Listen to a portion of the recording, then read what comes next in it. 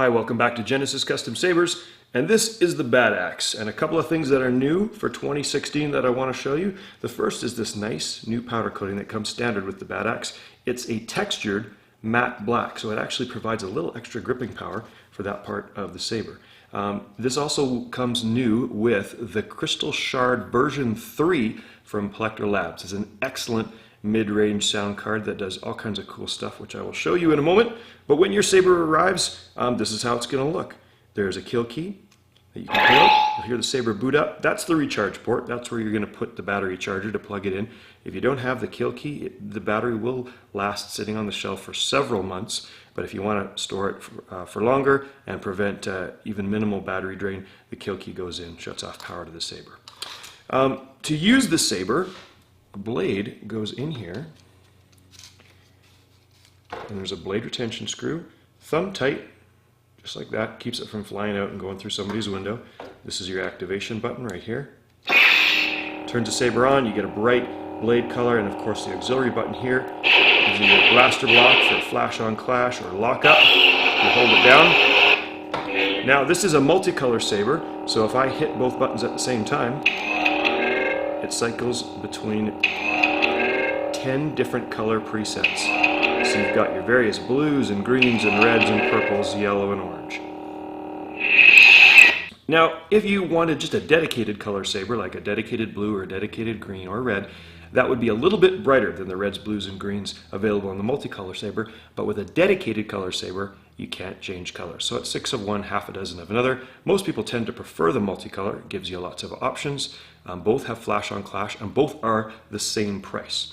Now, with the Crystal Shard version 3, of course, you've got 16 different swing sounds, 16 different clash sounds. You've got blaster block sounds, lockup sounds. It comes with 3 of my sound fonts, and you can also load on an additional 3 for a total of 6. If you want to learn how to add sound fonts to your sound card, just click here. I'll provide a link to a video that I did a while ago showing basically how to purchase and add sounds to your saber. Now, if you want to change the sound font in your saber, just hold, when it's off like this, you hold down the auxiliary button, and now it's booted up in the next sound font, 2 of 3. If you want to go to sound font number 3, just hold it down again, and now it boots up in sound font number 3. If I was to do that again, it would go back to sound font number 1, and it's really that simple. Now, for warranty purposes, I don't permit that anyone take apart any of the parts of the saber and remove them, with the exception of the pommel, and I'll show you why.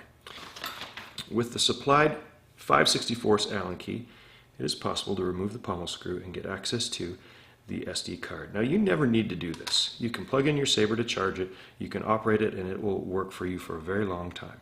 But if you want to monkey with the programming, if you want to add sound fonts, you can remove the 632 threaded screw and work on a table so you don't lose it under a fridge or something. And holding the saber like this with your thumbs, begin to work off the pommel, and you'll just be able to slide it right off.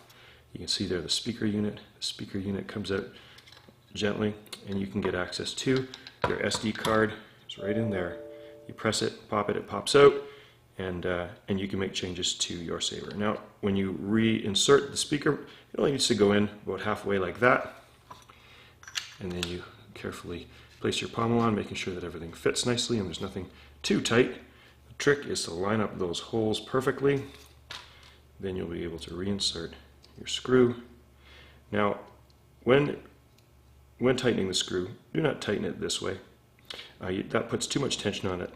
It's aluminum, and aluminum can be a soft metal. You don't want to damage your threads, so that's all the tension you need, just like that. Put your pommel back on, and this saber is ready to go. Thanks for watching.